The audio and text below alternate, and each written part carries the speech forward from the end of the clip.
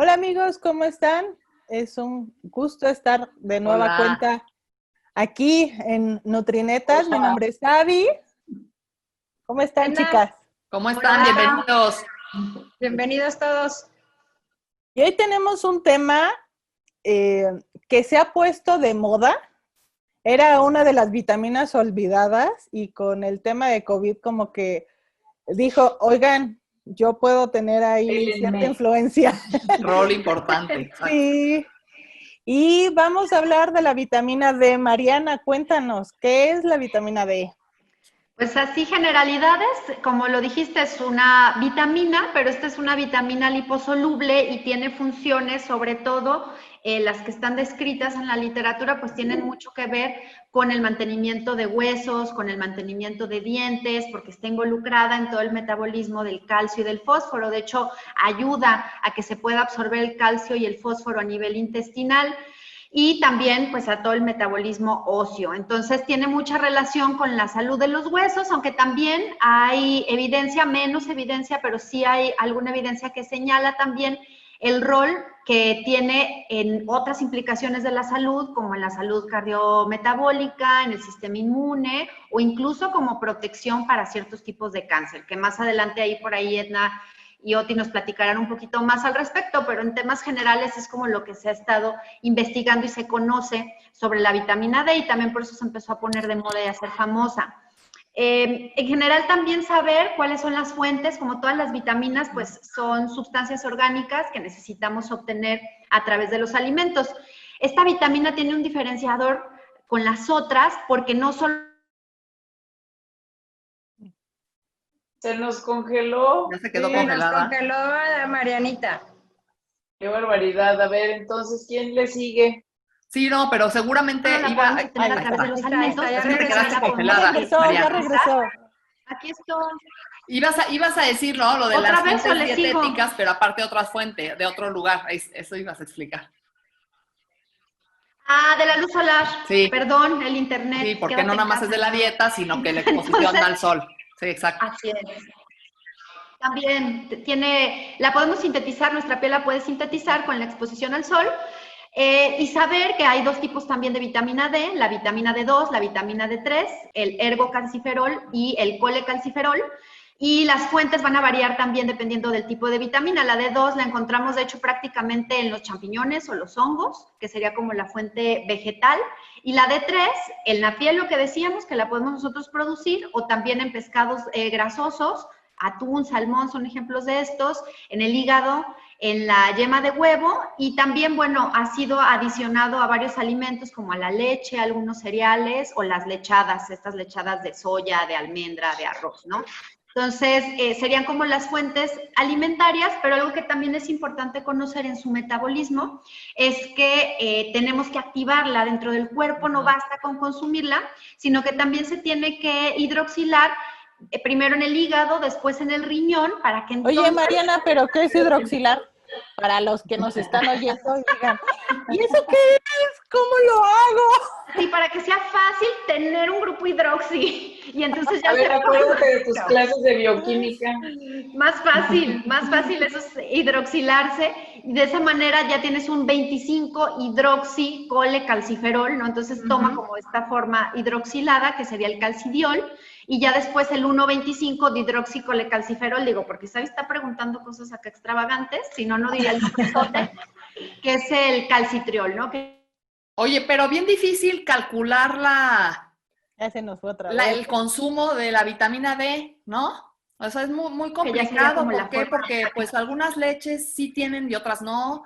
O sea, ¿qué Exacto. tanto se fortifica en un país y en otro? O una marca y la otra. Entonces se vuelve bien complicado. De hecho, yo creo que los reportes de consumo de vitamina D sí te tienes que fijar muy bien en casi la metodología, porque es complicado, ¿no? Dependiendo las bases de datos, qué alimentos, si se ven las marcas o si se hace general, ¿no? No todos los lácteos tendrán igual dependiendo las marcas. Entonces es complicado eso del consumo, pero hay muchas deficiencias, ¿no? O sea, eso también ha tomado relevancia porque se ha visto que en diferentes grupos de edad, pues hay muchas deficiencias, ¿no? Y por ejemplo, yo les puedo platicar en embarazo y recién nacido, pues en México no tenemos cifras poblacionales, o sea, de veras hay muy poquititos estudios que hayan evaluado el estado de vitamina D en el embarazo. Hay uno por ahí más o menos reciente, publicado en Gaceta Médica de México, en donde las embarazadas en tercer trimestre, el 61% tuvieron deficiencia de vitamina D y el 93% deficiencia de los bebés de vitamina D recién nacidos. Entonces, los bebés dependen totalmente del estado materno de vitamina D y pues las mamás están teniendo un estado deficiente y el asunto aquí es que se hace poca vigilancia. O sea, pocas veces nos estamos midiendo las concentraciones de vitamina D.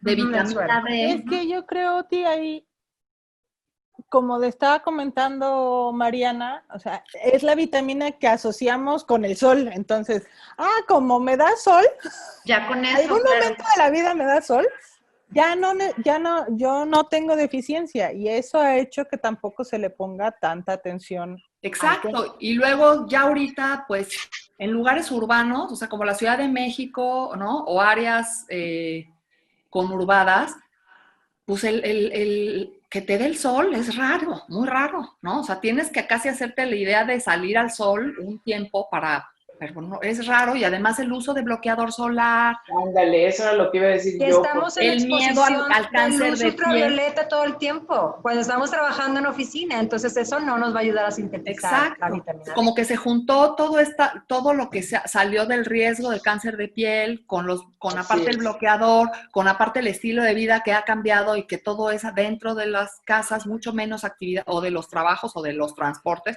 pero mucho menos actividades afuera, y esos son factores de riesgo que nos han llevado a tener cada vez que la gente están reportando pues mucho más deficiencias de vitamina D en muchos grupos de edad, ¿no? Aunque, por ejemplo, no puedes ni siquiera hacer ejercicio por alguna enfermedad y entonces tampoco puedes salir a que te dé el sol. Y luego la contaminación, ¿no? También, no, pues que Sí. contingencia y nadie puede salir, entonces el sol. Ahorita, pues contingencia, no sales igual. Entonces, sí hay factores que están poniendo en riesgo a la población, incluso obesidad, digo, ahorita va a decir Edna, ¿no? Pero bueno, hay otros factores que están aumentando el riesgo, pero el embarazo en sí, pues no debería de ser de riesgo, pero sí. O sea, sí hay deficiencia, incluso a nivel global se ha reportado que el 54% de las embarazadas tienen deficiencia, cosa que es altísima. Y el problema aquí es que la ingestión diaria recomendada de vitamina D es muy variable entre una asociación y otra. Y la OMS, que pudiéramos pensar que, bueno, es algo pues, mundial, ¿no? Recomienda solo 200 unidades internacionales por día para el embarazo, que es bajísimo. En Estados Unidos se recomienda 600 unidades internacionales por día. Y en México estamos alineados a la OMS y también se recomienda 200 unidades internacionales al día, ¿no? Y la verdad es que no está siendo suficiente. Y además de todo, sí se sabe que hay la deficiencia de vitamina D, entonces es muy frecuente. ¿Y qué pasa a la mujer embarazada que tiene esta deficiencia? Pues sí hay riesgo, mayor riesgo de diabetes mellitus gestacional, mayor riesgo de desarrollar preeclampsia. Esas son como dos bien estudiadas pretérmino en algunos estudios, pero en los estudios de suplementación no se ven efectos contundentes. Entonces, ahí la OMS se queda como de, o no, o sea, o como las recomendaciones internacionales, como de no podemos decir que el suplemento fulanito sí previene diabetes. Lo que sí podemos decir es que las concentraciones bajas aumentan el riesgo, pero ahora ¿cuánto suplementamos? Y entonces estamos atorados en esa pregunta, pero sí se sabe, o sea, el upper level o el nivel más alto, ¿no? El nivel, ¿cómo se dice? Ahí se me fue ahorita el nombre. Límite. El límite superior. Es de 4,000 unidades internacionales. Entonces tenemos un alto rango y la Asociación de Ginecología y Obstetricia de Estados Unidos ha incluso llegado a decir que 1,000 unidades internacionales se han usado de manera segura. Ya hay varios estudios de ensayos clínicos en donde se han usado incluso 4,000 unidades o 3,000 unidades sin tener ningún efecto que se vea el calcio afectado o algún estado de hipervitaminosis. Entonces, no sé, en otros grupos de edad, ¿cómo se ve esto, no? ¿Iban a mencionar los alimentos que traigan mayor cantidad de vitamina D o nadie lo iba a mencionar? Ya lo mencionó Mariana. Sí lo mencionó. Pero no haberme trabado en ese momento. A lo mejor se trabó porque no me acuerdo. También la vitamina D, o sea, el nivel de vitamina D que está en la leche materna también va a depender del nivel de vitamina D que haya consumido la mamá. Entonces aquí también necesitamos que la embarazada también esté o expuesta al sol o esté de alguna manera. Con la suplementación. Así es, ¿no? Y todos los bebés deben estar suplementados. Sí, exactamente. Y las mamás que tienen también como índice de masa corporal elevado, ¿no? O sea, también están en riesgo de tener deficiencia. La obesidad, sí, aumenta el factor de riesgo. Es un factor de riesgo para que tengan las mujeres embarazadas menor niveles y por lo tanto entonces tengan menor concentración de vitamina D la leche, ¿no? Y el bebé es dependiente de las concentraciones de la leche para tener un buen... Y entonces el bebé lo tienes que suplementar desde recién nacido y más si está como... Lactancia materna exclusiva son 400 unidades internacionales para darle al bebé hasta que se incluya a una dieta donde ya pueda tomar la leche de hacia al año de edad. Así es. Fortificada, claro. Si es que toman eso, ¿verdad? Porque si les dan agüita de almendra... Entonces ya no, que no es leche. Sedáneos. Así es. Por eso estaba más bien pensando en eso. Tú, Sabi, ¿quieres comentarnos acerca de algún... En COVID está súper interesante. Pero iba a comentar, Mariana, también, bueno, es que va asociado ahorita lo que el tema de patologías se ve muy frecuente asociado a la edad. Ajá. Y ahí Mariana también traía unos datos en adultos mayores. Ah, sí. Sí, es que es otro de los grupos que tienen más deficiencia de vitamina D, los que comentaba Oti, y los adultos mayores son los que se ven más afectados. Y esto también tiene que ver, uno, porque muchos de ellos, de hecho, la mayoría de los estudios que hablan de deficiencia son en adultos mayores institucionalizados, que es donde más se ve también la deficiencia. No, se nos está congelando. Se nos va, doña Mariana, caray. No te nos vayas. Está lloviendo por su casa. Porque están básicamente encerrados. Entonces, ¿ya regresé? No. Ahí va. Déjenme muevo. Ya. Aquí ya, me voy a quedar aquí parada con la computadora. Bueno, les digo rapidísimo. De los adultos mayores, les decía que los institucionalizados es en los que se ha visto mayor deficiencia y tiene mucho que ver la edad, sí, porque aunque se expongan a la luz solar, no tienen la misma eficacia que la piel joven para la producción de la vitamina D, y también los riñones tienen menor capacidad para convertir la vitamina D a su forma activa. Entonces, el proceso de envejecimiento de forma natural tiende a traer niveles más bajos. A ir disminuyendo. Así es. Y por eso también en este grupo sería otro grupo a considerar para suplementación. La recomendación que más encontré tiene que ver con la recomendación del Instituto de Medicina, con la que se da en Estados Unidos, y es de 800 unidades internacionales al día, y también recomiendan el combinarlo con 1 gramo de calcio. Eso sería así adulto mayor, ¿verdad? Sí. Sí. Para adulto mayor, sí. Yo me voy a ir a contarles tantito de las mujeres menopáusicas también. Bueno, ese es un grupo también muy interesante porque... como mayor de 70 años, eso ya... Mayor de 70 años. Bueno, me voy a ir a las mujeres menopáusicas que están como relacionados también como que el tema de las mujeres en la menopausia es como las fracturas y si vas a tener como mayor riesgo de fracturas, si tienes una menopausia. Osteoporosis, sí. Osteoporosis y sobre todo, y bueno, la relación obviamente de la osteoporosis, el calcio, la vitamina D, pero el tema tiene que ver también como mucho de la vitamina D. No se ha visto realmente diferencias en fracturas en mujeres, por ejemplo, que tienen una menopausia más temprana, si les das calcio o vitamina D o si les das terapia de reemplazo hormonal y calcio o calcio más D más terapia. O sea, no es realmente como complicado ver el efecto. Pues, de la adición o de la suplementación pues de la vitamina D junto con calcio, hormonas, ¿no? Y aquí también, por ejemplo, sí se ha visto que las mujeres que tienen una ingestión más alta de vitamina D, en el quintil, digamos, más alto, tienen menor riesgo de una menopausia temprana. Entonces ahí también es interesante ver lo que pasa, o sea, lo que sucede. Finalmente estamos como más, yo digo que en la menopausia estamos como en el resto de las etapas de la vida, sin información suficiente, no sabemos realmente cuánto se debe de dar. Las recomendaciones en realidad son esas 600 unidades que estaba hablando Oti a lo largo de toda la vida de uno. Pero aparte son unas recomendaciones de Instituto de Medicina, pero pues mucha gente todavía está cuestionando, expertos cuestionan incluso las 600.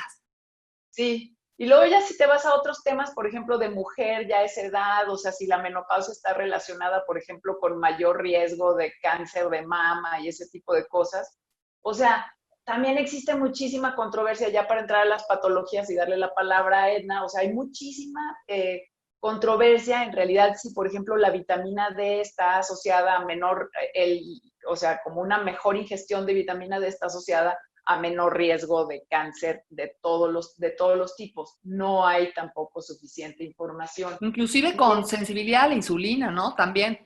Sí. Eso sí quiero mencionar igual. Y luego está todo el tema también como de osteoartritis, o sea, si la vitamina D también está como jugando un papel importante en todo lo que es la formación de tejido cartilaginoso y ese tipo de cosas, y tampoco hay suficiente información. Pero obviamente era lo que decía antes, ¿no? Si tú tienes, por ejemplo, un problema de obesidad, de osteoartritis, entonces, ¿qué haces? O sea, no sales tampoco, no te expones al sol. Y yo creo que la recomendación también debería de ser de que sí te puedas exponer también. Exposición al sol yo creo que es clave, ¿no? Yo también, porque aunque sea, o sea, lo que te puedas tomar de suplemento o de comida, finalmente también va a tener un mejor efecto, o sea, ya metabólico, de lo que es o sea, el sol sobre la conversión en piel, ¿no? Hasta ahí. Oigan, pero no dijimos lo que era el estado deficiente, que son las concentraciones menores, generalmente, aunque hay controversias, pero generalmente deficiencia ya se considera menos de 20 nanogramos por mililitro en sangre, de la 25 OHD. ¿Cómo lo presentas? O sea, físicamente, ¿cómo se presenta una deficiencia? Clínicamente. No, a esos niveles no puede llegar a no verse, ya tendría que ser una deficiencia severa para que se vea raquitismo, o sea, ya hay ciertos síntomas de deficiencia, ¿no? Pero el estado deficiente, o sea, no un estado adecuado es 30 o más, porque esos son valores importantes y que son casi en todos los grupos de edad, incluso en embarazo y en bebés, ¿no? Ese 20, tenemos que estar más arriba de 30 para que digamos que... nanogramos por mililitro. De 25 hidroxivitamina D, que esa sí es la 25 OHD. Que eso precisamente, como no es una deficiencia que duela, o que tenga signos clínicos, la gente no la percibe. No se da cuenta. No, y nadie te la vigila. O sea, nunca va a ser prioridad. Pero sí, o sea, tú no vas al médico o al nutriólogo y le dices, oiga, y además de paso, investígueme cómo está mi reserva de vitamina D. Pero sí te sorprenderías porque mucha gente la tiene muy abajo, ¿no? Pero bueno, nada más quería dar esos puntos de corte que creo que son... Pero es importante mencionar porque es costosa, se toma como una hormona y es costoso su estudio. Y aquí lo interesante, como ya algo había comentado Oti, es que efectivamente la adiposidad es un determinante importante para los niveles de vitamina D. Puede ser uno de los principales responsables entre este nivel bajo de vitamina D y otros resultados que podemos ver incluso en el síndrome metabólico. Eso me interesó. Sobre todo porque nos hablan de la comparación que se ha hecho en personas con obesidad mórbida y personas sanas, donde se apoya en que hay una asociación sobre esa adiposidad general y la propia vitamina. Entonces, a mayor grasa corporal, menores niveles de vitamina D, es algo que tenemos que dejar muy claro. Y también lo reconocieron tanto en modelos animales como en humanos desde hace más de 30 años que se han hecho estos estudios, que se planteaba precisamente que como la vitamina D es una vitamina liposoluble, esta se secuestra o se almacena en el tejido graso y en músculos y luego se libera lentamente a la circulación. Esta es una de las hipótesis que se tiene desde esos años. Se va quedando ahí. Que se va quedando ahí, y también se mencionaba que ahorita que hablaban de las mujeres, que la vitamina D en mujeres con obesidad mórbida estaban en niveles bajos hasta en un 62% de estas pacientes que fueron evaluadas. O sea, más o menos se comportan más de la mitad, y sobre todo volvemos a ver, el grado de obesidad o de grasa corporal pues está inversamente asociado a los niveles de vitamina D, y es a medida que aumenta tu porcentaje de grasa, disminuye la vitamina D. Ahora, También se ha estudiado en conjunto con el síndrome metabólico. Y ya sabemos que el síndrome metabólico juega un papel de varios factores que están muy ligados a factores de riesgo de enfermedad cardiovascular y alteración del metabolismo de la glucosa. Entonces, ellos compararon igual en poblaciones mayores de 20 años, donde esta tendencia, donde se asociaba el síndrome metabólico y personas sanas, pues las personas que tenían el síndrome metabólico tenían menores niveles de vitamina D, hicieron ajustes de investigación, veían todavía esos niveles más abajo, incluyendo principalmente la adiposidad abdominal, cuando tienen más grasa en el abdomen, cuando tienen niveles altos de triglicéridos, lo asociaban con niveles bajos de vitamina D y también la glucosa elevada. Y por eso ahí me voy un poquito a hablar de lo que más o menos se asocia metabolismo de insulina y de glucosa. ¿Qué tiene que ver la vitamina D con la insulina y la glucosa? Y aquí nos hablan que muchos modelos animales que se han estudiado para la vitamina D en el metabolismo nos dice que hay un receptor de vitamina D en el páncreas. Por eso es muy importante que esos niveles también juegan un papel clave en la homeostasis de glucosa o nuestro equilibrio de glucosa. Entonces, cuando nosotros tenemos deficiencias de vitamina D, altera esa secreción de insulina, sobre todo inducida por la glucosa, y también hallaron pues que pudiera suplementarse la vitamina D y mejoraba el metabolismo de la insulina. Fíjense qué interesante, por eso tenemos que aprender muy bien, que incluso lo hicieron en modelos animales con diabetes. Ya modelos animales con diabetes lo suplementaban con vitamina D, mejoraba también el metabolismo con la insulina, y también se mejoraba, por ejemplo, que estas deficiencias reducen esos efectos que tiene la insulina. Al tener deficiencia de vitamina D, por ahí tenemos que ver que va fallando los efectos que tiene la insulina. Nos habla que la vitamina D facilita esa capacidad de nuestras células, de la conversión de proinsulina a insulina. Y entonces pues vemos muchos detalles moleculares ahí súper interesantes que nos explican por qué jala esa investigación la explicación sobre la intolerancia a la glucosa o en la persona con diabetes que tienen valores menores a vitamina D. Y oye, pero Edna, pero está más claro justo que los valores bajos se asocian con más riesgos, así con alteraciones metabólicas, pero no está tan claro cuando ya se suplementa en humanos, ¿no? No, estaban suplementados en modelos animales. Estaban explicados en modelos animales, que fue lo que les comentaba hace un momento, que luego quería explicar la otra parte, porque cuando hablamos ya de obesidad, de síndrome metabólico, del metabolismo de glucosa y todo, hablaba, por ejemplo, de la dislipidemia, los estados proinflamatorios y el estado protrombótico. Sí. ¿Qué explicaba aquí? Porque son componentes, sabemos, del síndrome metabólico, pero había una evidencia muy específica que la vitamina D puede afectar en la producción de citoquinas inflamatorias, incluso es un inmunomodulador. O sea, está afectando nuestra inmunidad. Eso es lo que yo te iba a preguntar. Finalmente ahorita el tema es la vitamina D y el COVID y todo eso. Exacto. ¿Cuál es su relación con el sistema inmunológico? Lo quería mencionar porque luego Sabi nos tenía unos datos con respecto a COVID, porque nos dice que está la evidencia convincente de que esa vitamina D y específicamente afecta la inmunidad porque puede inhibir la producción de citoquinas proinflamatorias, las que conocemos, la IL-1, la IL-6, la IL-2, el TNF-alfa y otros. Puede promover, ¿no? Puede promover. Puede inhibir si está alta. Puede inhibir la producción, porque esa es su parte inmunomoduladora. Las puede inhibir en su producción. Por eso es súper interesante cuando vemos la función de vitamina D como un inmunomodulador, tan importante como ahorita lo estamos conociendo con la pandemia que vivimos. Ahora también nos dice que esa vitamina D, cómo juega el papel con la inmunidad, a lo mejor todavía hay poca evidencia, pero sí conecta con todos estos estados proinflamatorios y se han observado que la persona que tiene dislipidemia, la persona que tiene enfermedad cardiovascular, está ligada a hipovitaminosis D. Por eso es muy importante ver incluso cómo está el perfil de lípidos, el colesterol está elevado, pero todavía nos falta más aprender de esta mecanística, cómo está funcionando esa vitamina D, el cual podría desarrollar incluso o estar afectando la dislipidemia. Y el último punto que les quería platicar, que les digo, de lo que estuve investigando y revisando, ya ven que esto es algo muy interesante, nos hablaba también de la hipertensión. Ahora, vitamina D incluso puede regular la presión sanguínea, regulando nuestro sistema renina-angiotensina, que también ahorita con lo de COVID COVID-19 es un papel súper interesante con respecto a lo que es la replicación viral y todo lo que estamos viviendo. Por lo tanto, ellos demuestran en estudios en modelos animales que esos receptores que tenemos de vitamina D con respecto a las funciones de presión arterial y plasma, pues es a través de la actividad de la renina. Y cuando se ha visto en humanos, pues hay una relación negativa entre esos niveles de vitamina D que bajan y cómo es la actividad de renina plasmática. Entonces todavía falta un poco más de investigación, más precisión, pero nos marca mucho quiénes serían aquellas personas propensas a tener efectos hipertensivos con el estado de vitamina D.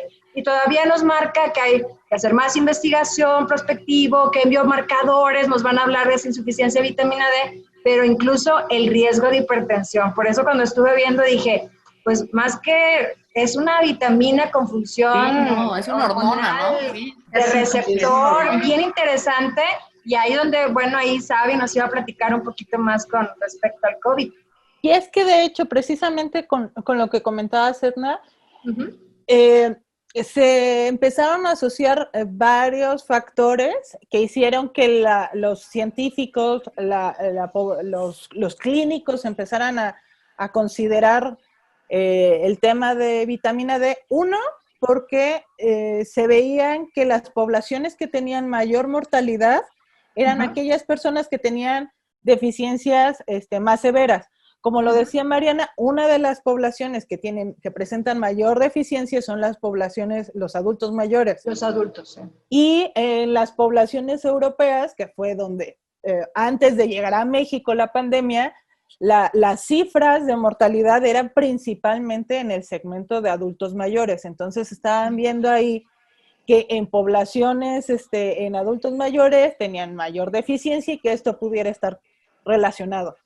Otro, que también, con lo que comentaba Edna, pues hay una asociación de deficiencia con hipertensión o con diabetes o con obesidad, que son enfermedades que también generan riesgo para complicaciones de COVID-19 y que se ven asociadas también a deficiencia de vitamina D.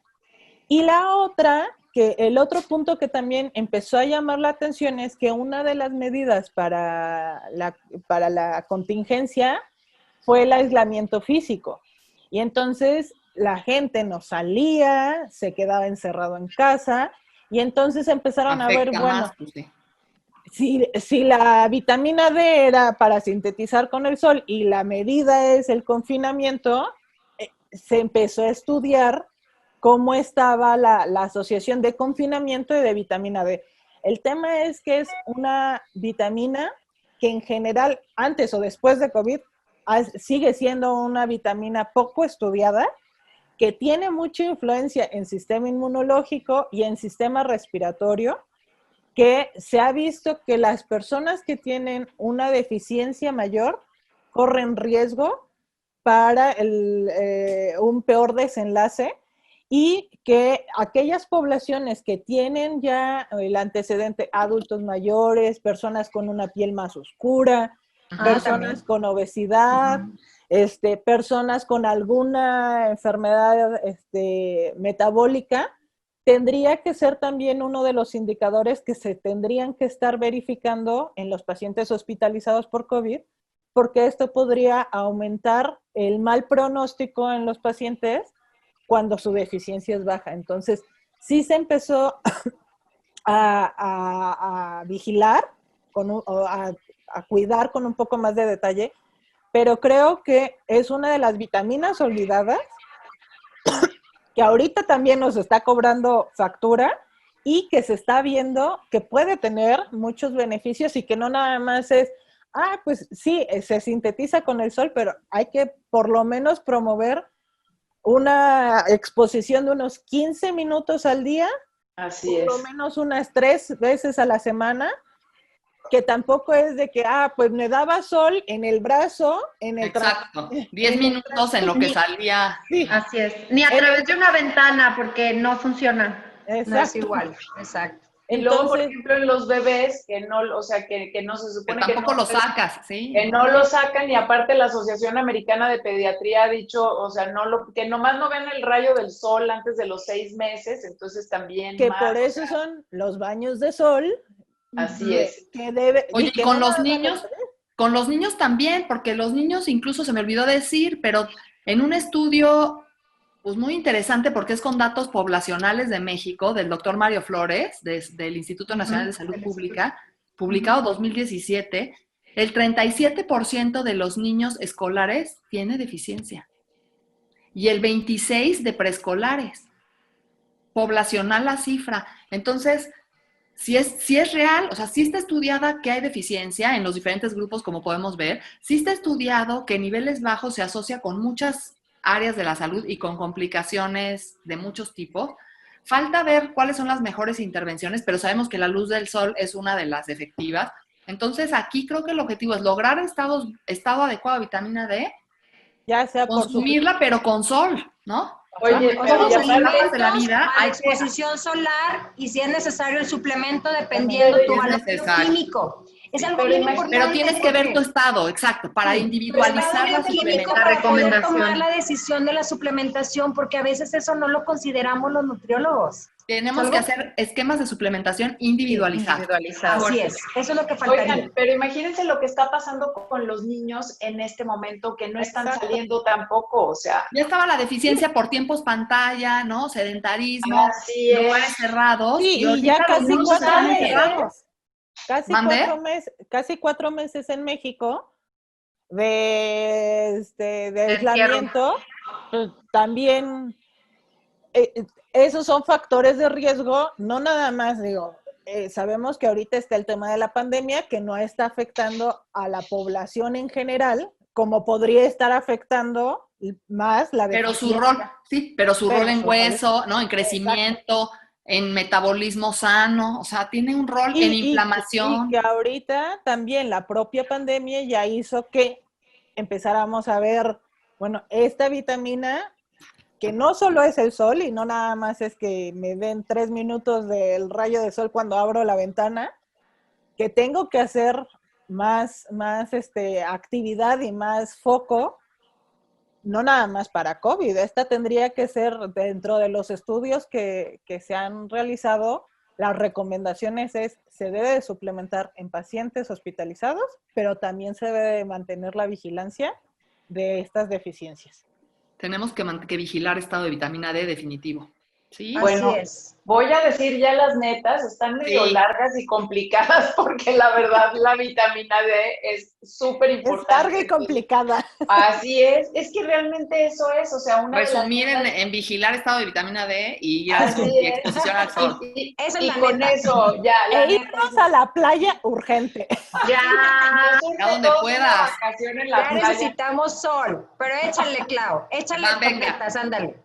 O sea, a ver, las netas de la vitamina D son que, bueno, como que siempre nos la imaginamos que está relacionada con la función ósea, pero en realidad está involucrada en roles de crecimiento, en roles de metabolismo, en roles de sistema inmunológico y muchas otras cosas. O sea, necesitamos una exposición adecuada al sol.